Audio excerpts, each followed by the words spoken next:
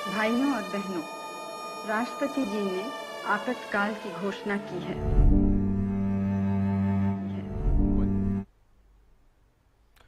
नमस्कार, हरियाणा न्यूज देख रहे हैं आप और मैं हूं आपके साथ हितेंद्र। हमारे खास कार्यक्रम मुद्दा में आप सभी का स्वागत है। आज मुद्दा में बात आपातकाल की आज 51वीं बरसी है और भारतीय जनता पार्टी इस दिन को संविधान हत्या दिवस के रूप में मनाती है। और एक बार फिर से पीएम मोदी से लेकर के सीएम नायब सैनी तक बीजेपी नेताओं ने सोशल मीडिया पोस्ट के जरिए उन दिनों को याद किया है और आपातकाल को गंभीर पाप का कलंक पीएम मोदी ने बताया। तो वहीं कांग्रेस नेता भी इस तरह के आरोप मोदी सरकार पर लगाते रहे हैं। इसी मुद्दे पर चर्चा करेंगे, उससे पहले एक रिपोर्ट आप देखिए।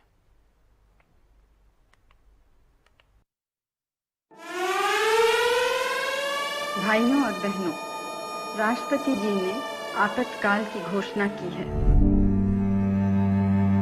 25 जून 1975 की आधी रात को ठीक 50 साल पहले देश में आपातकाल लगा। नागरिकों के अधिकार छीन लिए गए, आवाज उठाने वालों को जेलों में ठूस दिया गया। तत्कालीन प्रधानमंत्री इंदिरा गांधी की सलाह पर राष्ट्रपति ने आंतरिक अशांति का हवाला देते हुए देश में आपातकाल लगाया था। यह काला दौर 21 महीने तक चला और इस दौरान हजारों लोग जेल में रहे। इस दिन को बीजेपी संविधान हत्या दिवस के रूप में मनाती है।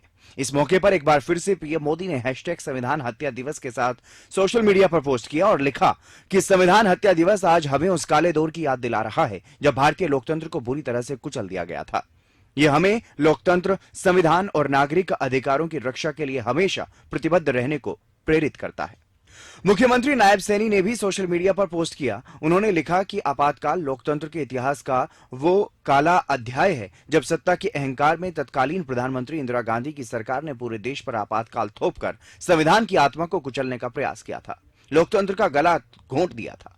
यह कांग्रेस की तानाशाही मानसिकता का सबसे बड़ा प्रमाण है। इस मौके पर अलग अलग जगहों पर बीजेपी नेताओं ने कार्यक्रम किए, कांग्रेस और कांग्रेस की मानसिकता को लेकर सवाल खड़े किए।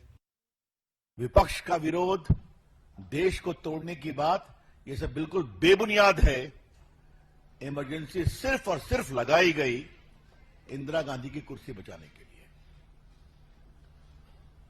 पूरे विपक्ष के लोग गिरफ्तार कर लिए गए, मैं उसकी चर्चा करूंगा। लेकिन आज मैं 50 साल पूरे हो रहे हैं तो मैं आप लोगों को और आपके माध्यम से देश को बताना चाहूंगा कि सारे संवैधानिक जो संस्थान है उसको किस तरह से एब्यूज किया गया। Today is the time to recall as to how while imposing emergency all the sign post of democracy, the institutions were brutalised by then Congress government headed by Indira Gandhi. आपको मालूम है कि इमरजेंसी लगाने का जो प्रस्ताव था उस पर कैबिनेट की सहमति नहीं थी। रात के अंधेरे में फखरुद्दीन अली अहमद तत्काल राष्ट्रपति से दबाव देकर साइन कराया गया और सुबह 6 बजे पोस्ट फैक्टो अप्रूवल के लिए कैबिनेट की मीटिंग बुलाई गई। उसके बाद सभी नेताओं की गिरफ्तारी हुई। लेकिन वहीं पिछले कुछ सालों में मोदी सरकार को लेकर भी इसी तरह की बातें कही जाती रही हैं। कांग्रेस अध्यक्ष खड़गे का यह आरोप है कि पार्टियों को तोड़ना, चोर दरवाजे से चुनी हुई सरकारों को गिराना, विपक्षी नेताओं पर ईडी, सीबीआई, आईटी का दुरुपयोग करके मुख्यमंत्रियों तक को जेलों में डालना और चुनाव से पहले सत्ता का इस्तेमाल करके लेवल प्लेइंग फील्ड को बिगाड़ना, क्या ये अनडिक्लेयर्ड इमरजेंसी नहीं है? इतना ही नहीं, कांग्रेस समेत विपक्षी नेता लगातार संविधान और लोकतंत्र पर हमले के आरोप मोदी सरकार पर लगाते रहे हैं। कांग्रेस पार्टी, आप लिख के ले लो, कांग्रेस पार्टी नरेंद्र मोदी को हराएगी और फिर देखना हम क्या कार्रवाई करते हैं नरेंद्र मोदी के साथ। क्योंकि इन्होंने देश पर आक्रमण किया है, लोकतांत्रिक सिस्टम पर आक्रमण कर कर इन्होंने अंबेडकर जी के संविधान पर आक्रमण किया है।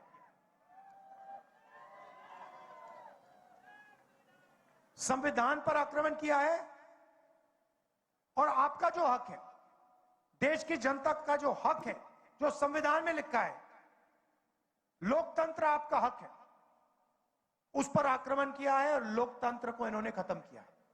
हम इस बात को नहीं भूलने वाले हैं, चाहे कुछ भी हो जाए। विचारधारा की लड़ाई है, और दो ही विचारधारा इस देश में लड़ती है, राजनीतिक दो ही विचारधाराएं, एक आरएसएस की, नफरत की, बंटवारे की, दूसरी कांग्रेस पार्टी की, मोहब्बत की, एकता की विचारधारा। बहरहाल आपातकाल की बरसी के मौके पर आपातकाल को लेकर बहस छिड़ी हुई है। वो दौर बुरा था, वो समय बुरा था, वो लोकतंत्र की हत्या थी, या आज के समय में आरोप जो लगाए जा रहे हैं अघोषित आपातकाल के संविधान पर हमले के, उनमें कितनी सच्चाई है। Bureau report, Haryana news. इसी मुद्दे पर चर्चा करेंगे। हमारे साथ कुछ खास मेहमान जुड़ गए हैं। बजरंग दास गर्ग जी हैं, कांग्रेस प्रवक्ता, हमारे साथ जुड़ चुके हैं। ओंकार सिंह जी, प्रवक्ता इनेलो, हमारे साथ जुड़ गए हैं। राजेंद्र यादव जी, वरिष्ठ पत्रकार, भी हमारे साथ जुड़ चुके हैं। भारतीय जनता पार्टी से प्रवक्ता हमारे साथ जल्दी जुड़ेंगे। सबसे पहले शुरुआत मैं बजरंग दास जी आप ही से कर रहा हूँ, क्योंकि कांग्रेस के शासनकाल में आपातकाल लगा 50 साल पहले, 51 साल पहले, 51वीं बरसी आज मना रहे आपातकाल की। उसको लेकर के भारतीय जनता पार्टी की तरफ से हर साल कार्यक्रम किए जाते हैं। आज भी संविधान हत्या दिवस के रूप में इस दिन को मनाया जा रहा है और तमाम बड़ी बातें कही जा रही हैं। लेकिन वहीं कांग्रेस की तरफ से जो बातें कही जाती हैं उनको लेकर के एक बहस ये छिड़ रही है कि आपातकाल और अघोषित आपातकाल किस तरह से देखा जाए इस पूरे मामले को लेकर के, क्योंकि कांग्रेस पर लगातार कांग्रेस की मानसिकता पर सवाल उठते हैं कि जब भी मौका मिला तब कांग्रेस ने संविधान को कमजोर करने का काम किया, लोकतंत्र पर हमला करने का काम किया। देखिए, जैसे देश के हालात थे उस समय जी, उस हालात को देखते हुए 25 जून 1975 को राष्ट्रपति द्वारा फारूकुद्दीन अली अहमद द्वारा इमरजेंसी लगाई गई। इससे पहले भी 2 बार इमरजेंसी लगी है। 1962 में भी इमरजेंसी लगी है, उसके बाद 1971 में भी इमरजेंसी लगी है। इमरजेंसी लगना दुर्भाग्यपूर्ण है, मैं ये मानता हूं, मगर हालात जो हो जाते हैं, हालात को देखते हुए देश के अंदर दंगे भड़क गए थे, जगह जगह से आगजनी हो गई थी, उसको कंट्रोल करने के लिए पूरा तंत्र मंत्र लगाने के बावजूद काबू ना आना, उसके कारण ये इमरजेंसियां लगी है। 3 बार लगी, 2 बार नहीं, 1 बार नहीं, 3 बार। 62 में भी लगी, 71 में भी लगी, उसके बाद 75 में इमरजेंसी लगी है। जहां तक कि देश की प्रधानमंत्री इंदिरा गांधी थी, ये भारतीय जनता पार्टी तो नोटंकी पार्टी है, इनको नोटंकी करना आता है, उनको औरतों की बात आती नहीं। हिंदू मुसलमान देश को तोड़ने की बात, भाईचारा खराब करने की बात, इमरजेंसी क्यों लग गई? और इमरजेंसी 62 में भी लगी थी भाई, 71 में भी लगी थी। देश के हालात तो देखिए, उस टाइम देश के हालात क्या था, किस परिस्थिति के अंदर इमरजेंसी लगी। वो इंदिरा गांधी जिसने देश की आजादी के लिए भारत छोड़ो आंदोलन के अंदर 1942 के अंदर जेल गई, 31 अक्टूबर 1984 को उसकी हत्या कर दी गई। सारा देश देख रहा है, उसका बेटा राजीव गांधी, उसकी हत्या कर दी गई। जवाहरलाल नेहरू जी, जिन्होंने देश की आजादी के लिए अनेकों बार जेल गए और यहां तक कि देश के प्रथम प्रधानमंत्री है। ये भारतीय जनता पार्टी वो पार्टी है, गांधी जी के खिलाफ बोलेगी, गांधी जी का हत्यारा नथुराम गोडसे उसकी पूजा करेगी। अरे ये इमरजेंसी की बात करते, अघोषित इमरजेंसी तो आज लगी हुई है, किसी को बोलना नहीं दिया जाता, बोलते ही बिस्तर ठोकते हैं, ईडी छोड़ देते हैं, सीबीआई छोड़ देते हैं, इनकम टैक्स छोड़ देते हैं।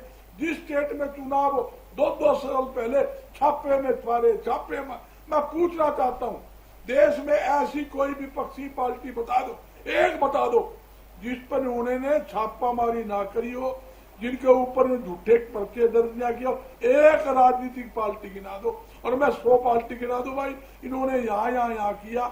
और जिनके ऊपर छापामारी करी, जिनको इन्होंने चोर घोषित किया, कोयला कांड था, फलाने कांड थे, वो सारे भारतीय जनता पार्टी ज्वाइन करने के बाद सारे ईमानदार बन गए। भाई पहले तो चोर थे। राज्यसभा के सांसद आप पार्टी के 10 सांसद थे। कमाल देखिए, पंजाब के अंदर 2 विधायक, 7 राज्यसभा मेंबर। एक राज्यसभा मेंबर 10 दिन पहले ईडी का छापा मराया, उस पर करोड़ों रुपए घोटाले के आरोप लगाए। 10 दिन बाद उसको भारतीय जनता पार्टी ज्वाइन करा के क्लीन चिट देती, बोले नहीं ये तो भाई राजा हरिश्चंद्र है, ये तो ईमानदार है, चोर तो और कोई था, गलती से छापा लग गया। ये तो वो लोग हैं, सरकार चोर, सांसद चोर, राज्यसभा मेंबर चोर, विधायक चोर। ये एक घोषित इमरजेंसी नहीं है क्या? चलती सरकारें गिराना, बिहार की चलती सरकार गिराना है, महाराष्ट्र की चलती सरकार गिराना, मध्य प्रदेश की चलती सरकार गिराना, विधायक चोरी करना, ये है घोषित इमरजेंसी नहीं है तो क्या है? मैं तो ये तो भारतीय जनता पार्टी तो लोकतंत्र की हथियारी पार्टी है, संविधान की हथियारी पार्टी है। ये बोलती कुछ है, करती आज तो नोटंकी कर रहे हैं, ड्रामा कर रहे हैं, ड्रामा करने की ये नाटक कंपनी है इनकी, इसमें अच्छे माहिर है, नोटंकी करने में, जनता को गुमराह करने में। मैं कसम राम की खाएंगे, मंदिर वहीं बनाएंगे, चंदा चोरी करके ले जाएंगे, ये इनका सिस्टम बना हुआ है। करोड़ों रुपए करके राज के अंदर घोटाले पे घोटाले हो रहे हैं, कोई इनको सुनाई नहीं, कोई लेना नहीं, कोई मलाई खा रहे हैं, मार खा रहे हैं। ठीक है, जो भी ओंकार जी कर दे, जो भी कोई बोल दे उनके खिलाफ इन्होंने प्रोपगंडा करना शुरू कर देना है, और कुछ नहीं। ये प्रोपगंडा पार्टी है, इनका नाम भारतीय जनता पार्टी के खिलाफ है। प्रोपगंडा देश के अंदर संविधान को तोड़ने वाली, भाईचारा खराब करने वाली ये भारतीय जनता पार्टी बन चुकी है, इसमें कोई। ठीक है ओंकार जी, क्या वाकई उस वक्त जो हालात बजरंग दास जी कह रहे हैं वैसे हालात थे कि मजबूरी थी आपातकाल लगाना, इतना लंबा समय तक, 21 महीने तक, 21 महीने से भी ज्यादा समय तक, और इतने ज्यादा लोगों को जेल में डालना, या फिर आज को लेकर के जो दावे कर रहे हैं बजरंग दास जी, उनमें कितनी सच्चाई आपको नजर आती? देखिए, मैं दोनों परिस्थितियों के बारे में बताऊं जी। लोकतंत्र का काला अध्याय भूला तो नहीं जा सकता। मैं तो उस वक्त मात्र 9-10 साल का था, मुझे तो पता नहीं क्या हुआ था, लेकिन जो अपने माता पिता से सुना, वास्तव में काला अध्याय था। तकरीबन 1 करोड़ से ऊपर लोगों की जबरी नसबंदी कर दी गई। बहुत दुखदायी है, 1 करोड़ से ऊपर की बात कर रहा हूं उस समय जी। 2 साल के करीब ये चली, 25 जून 1975 को लगी, और बहुत ही गलत काम हुए इस इमरजेंसी के दौरान। लोकतंत्र की हत्या हुई, संविधान की हत्या भी हुई, और संविधान का सबसे बड़ा संशोधन बिल 42वां संशोधन आया, जिसमें तकरीबन सबकी शक्तियां हटाई गई। बाद में उसको रिफॉर्म भी किया गया, लेकिन उसको भूला नहीं जा सकता, इसमें कोई दो राय नहीं है। ना ही इसको किसी तरीके जस्टिफाई किया जा सकता है कि जरूरत थी, ऐसे था वैसे था, ना, मैं नहीं मानता जस्टिफाई किया जा सकता है इसको। चौधरी देवीलाल जी, चौधरी ओम प्रकाश चौटाला जी, चौधरी जगदीश चौटाला जी 21 महीने तक जेल में रहे। बहुत दुखदायी घटना हुई होगी, देखो मैं नहीं जान सकता, लेकिन हमने जो अपने फोर फादर से सुना है, एक दुखदायी और काला अध्याय था। और बीजेपी ने इसको 9वीं क्लास के कक्षा के चैप्टर में शामिल किया। ठीक है, करना चाहिए, क्योंकि इतिहास से हम सीखते हैं। बिल्कुल। लेकिन आज बीजेपी क्या कर रही है? 2014 में इनकी सरकार आई, 2016 से लेके ईडी के तकरीबन 193 केस दर्ज किए गए, मात्र 2 में सजा हुई, 2 में, झारखंड में। बाकी ज्यादातर लोग वॉशिंग मशीन में धुल के बीजेपी में चले। और इस दौरान 416 विधायक, 2016 से लेकर 2021 की बात कर रहा हूं, 416 विधायक और 100 से ऊपर एमपी सांसद, उन्होंने पार्टियां बदली, ज्यादातर बीजेपी में गए। ये क्या हो रहा है? लोकतंत्र की हत्या चाहे कोई भी करे। ना मैं कांग्रेस का हितैषी हूं, ना कांग्रेस के फेवर में, ना बीजेपी, क्योंकि दोनों ने अपने अपने समय में लोकतंत्र का जनाजा निकाला। आज क्या हो रहा है? ED, CBI, income tax, NIA, election commission, इन सारी एजेंसियों का दुरुपयोग हो रहा है। आप देखिए क्षेत्रीय दलों का क्या हाल कर दिया। महाराष्ट्र की सरकार चलती हुई तोड़ दी। शिवसेना का क्या हाल किया? शिवसेना का इतनी बड़ी तादाद में तब्दीली हुई कि वो ये कहना पड़ गया कि शिवसेना असली वाली दूसरी होगी। एनसीपी का क्या किया इन्होंने? आम आदमी पार्टी का पंजाब में 2 विधायक है बीजेपी के और 7 राज्यसभा के सदस्य लेंगे। ऐसे नहीं जा रहे। टीएमसी का अभी भी बंगाल में 54 विधायक और 24 सांसद थोड़ी संख्या होती है। मतलब क्षेत्रीय दलों को छिन्न भिन्न कर दिया। लोकतंत्र तभी मजबूत होता है जब विपक्ष मजबूत होता है। अगर विपक्ष कमजोर है तो लोकतंत्र खतरे में है, तानाशाह में बदल जाता है। इन्होंने कितनी सरकारें तोड़ी। कांग्रेस ने अपने समय में ठीक नहीं किया। कांग्रेस ने और संविधान के अनुच्छेद 356 को लगा के राष्ट्रपति और राज्यपाल का रूल लागू किया। उसने भी अपने समय में बहुत सरकारें तोड़ी। लेकिन आज बीजेपी क्या कर रही है? आज बीजेपी ने कर्नाटका, मध्य प्रदेश, राजस्थान, महाराष्ट्र इन सरकारों को कैसे तोड़ा? उसने आर्टिकल 356 लगाया था। आज विधायक खरीद लो, विधायक मैनेज कर लो। और अभी अभी हरियाणा में क्या हुआ? 37 विधायक कांग्रेस के, राज्यसभा का चुनाव, 1 मेंबर बीजेपी का और 1 कांग्रेस का बनना तय था। 37 में से 9 मैनेज हो गए।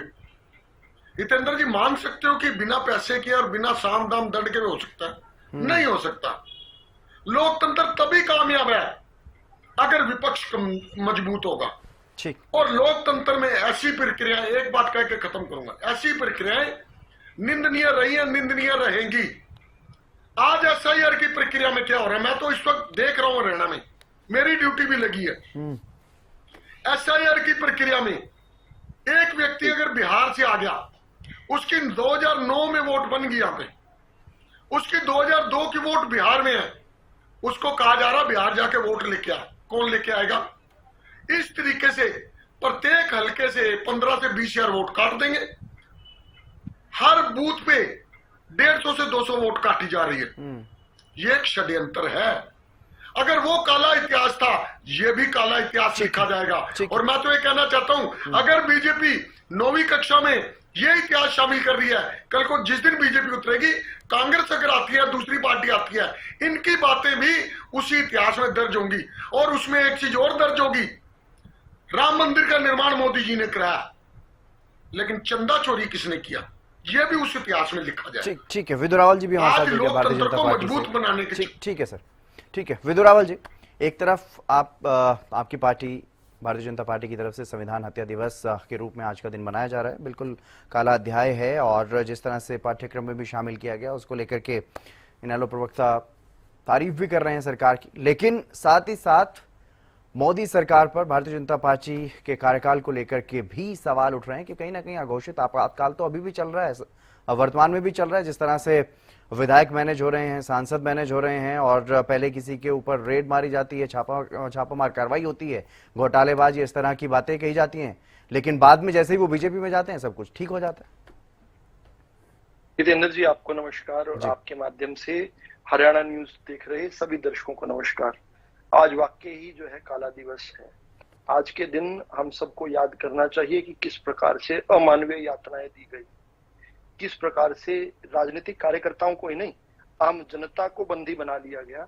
पूरा का पूरा देश जो है, कांग्रेस ने, इंदिरा गांधी ने, राहुल की दादी ने किस प्रकार से पूरे देश को बंधक बना लिया था, उसको याद करना चाहिए। उसका कोई पैरेलल नहीं हो सकता। कोई अगर ये कहने का प्रयास कर रहा है कि ये फला इमरजेंसी, ढिमका इमरजेंसी, अटरा में इमरजेंसी, पटरा में इमरजेंसी, तो ये वास्तव में हिंदुस्तान की जनता का और 21 महीने तक जिन्होंने यातनाएं झेली है ना, उनका अपमान ही नहीं कर रहा है, उनका तिरस्कार ही नहीं कर रहा है, उनका मखौल उड़ाने का प्रयास कर रहा है।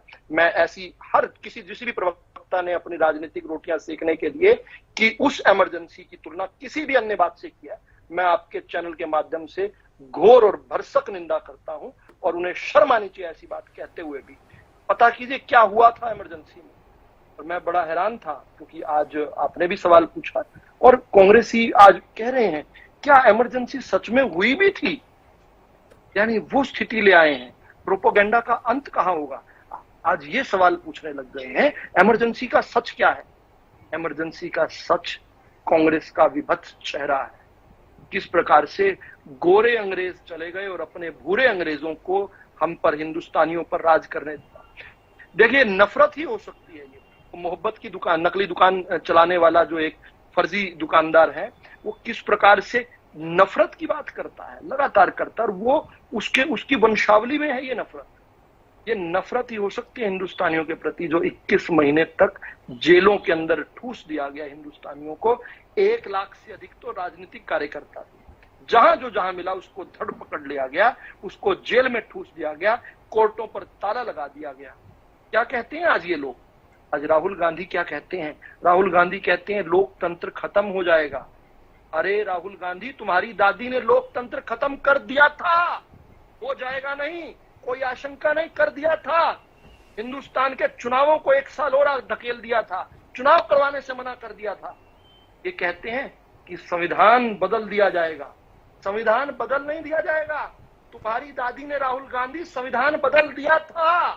देश के अंदर 42वां संशोधन लगाकर बाबा साहब अम्बेडकर का संविधान बदल दिया था।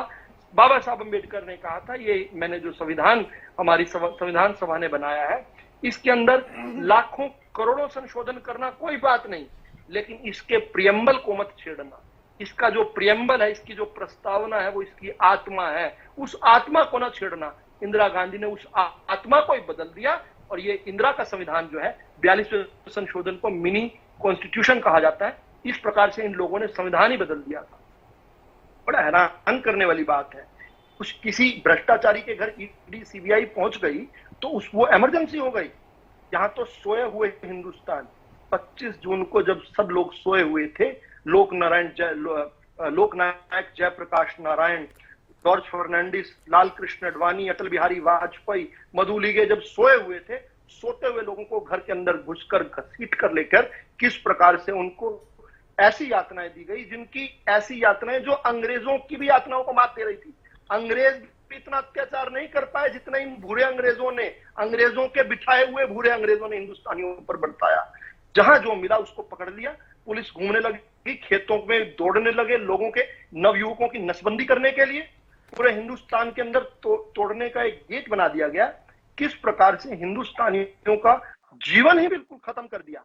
कोई न्यायालय नहीं था। ये जो आपके सामने घड़ियाली आंसू बहाते हैं, ये कोर्टों के अंदर मामलों को आज भी धकेलते हैं, और कोर्ट इनको ठेंगा दिखाता है, इनकी याचिकाओं को फाड़ कर फेंक देता है। लेकिन इमरजेंसी के दौरान तो कोर्ट का ही जो है, मेरी आवाज ठीक आ रही है? जी जी जी। किस प्रकार से मैं बड़ा हैरान हूं। कुछ एमएलओ ने अगर पार्टी बदल दी तो इमरजेंसी हो गई।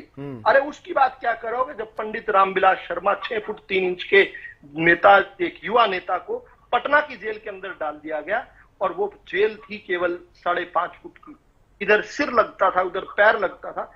19 महीनों तक पटना की जेल पर। और यही नहीं, केवल आप कभी पंडित रामविलास शर्मा जी से मिलिएगा, उनके हाथ पर आपको सिगरेट के गश मिलेंगे, उनके चेहरे के नीचे सिगरेट के गश मिलेंगे। क्या क्या कसूर किया था उन्होंने? कांग्रेस की इंदिरा की खिलाफत ही तो की थी। क्या ऐसा कोई आपको उदाहरण आज तक दिखा है? क्या राहुल गांधी को किसी ने जेल में डाल दिया? क्या राहुल गांधी के लत बजाए किसी ने? अरविंद केजरीवाल तो कहते ना, मां और बेटा को 4 दिन के लिए जेल में डाल दो, सब कुछ आ जाएगा। क्या ऐसा इनके सामने हुआ है क्या कुछ इस प्रकार का? शर्म आनी चाहिए उसके साथ तुलना करने के लिए। एक सज्जन तो बोले, और बार बार बोलते हैं यही बात को, राज्यसभा की 2 सीटें थी, एक भाजपा की बनती थी, दूसरी कांग्रेस की बनती थी, इन्होंने उम्मीदवार क्यों खड़ा किया? क्या पहली बार 3 उम्मीदवार खड़े हुए? अगर इतना ही सिंपल होता तो देश के संविधान में वोटिंग का अधिकार एमएलओ को क्यों दिया जाता? देश के संविधान निर्माताओं ने, बाबा साहब अम्बेडकर जी ने सोच समझकर एमएलओ को अपनी अंतरात्मा की आवाज से वोट करने का अधिकार दिया। ठीक है, पॉलिटिकल पार्टी से चुनकर आए, लेकिन अच्छे कैंडिडेट को अपर हाउस में भेजना, जिस कैंडिडेट के प्रति सबका समर्थन हो, यह व्यवस्था बनाई गई। यहाँ पर एक व्यक्ति कहता है कि क्यों खड़ा कर दिया? अरे भाई, संविधान के अंदर यह अलाउ किया गया है। इस प्रकार से कहते हैं कि लोकतंत्र तब मजबूत होता है जब विपक्ष मजबूत होता है। यानी कि अगर जनता स्पष्ट मतदान दे दे, जनता का स्पष्ट जनमत हो, तो इसका मतलब देश से विपक्षी, देश के अंदर से लोकतंत्र ही खत्म हो जाएगा। ताकि इन विपक्षियों की गंदी दुकानें, जिन दुकानों को जनता ने बंद कर दिया है, क्यों? भ्रष्टाचारी थे, इनको राज करने का अवसर मिला था जितेंद्र जी। लेकिन राज के समय जिस प्रकार से इन्होंने लूट के खा लिया जनता को, जनता की खाल उतार ली, उसके बाद ये चाहते हैं कि देश के लोकतंत्र को मजबूत करने के लिए इन लुटेरों को जनता वोट करे। जनता इनको वोट नहीं कर रही तो लोकतंत्र कमजोर हो गया। शर्म आनी चाहिए ऐसी बात कहते हुए, और शर्म आनी चाहिए बोलते हुए कि किस प्रकार से हिंदुस्तान के अंदर इन्होंने कहा क्षेत्रीय दलों का क्या हाल है। क्षेत्रीय दल अपने हाल की खुद चिंता करें। देश की जनता उनसे अगर आगे बढ़ रही है तो इसकी उन्हें चिंता करनी पड़ेगी कि देश के विकास में बाधक क्यों हो जाते हैं वो, कि रीजनल एक्सपिरेशन से अलगाववाद की क्यों सुलगाइयां करने लगते हैं ये लोग। इसकी चिंता क्षेत्रीय दल करें।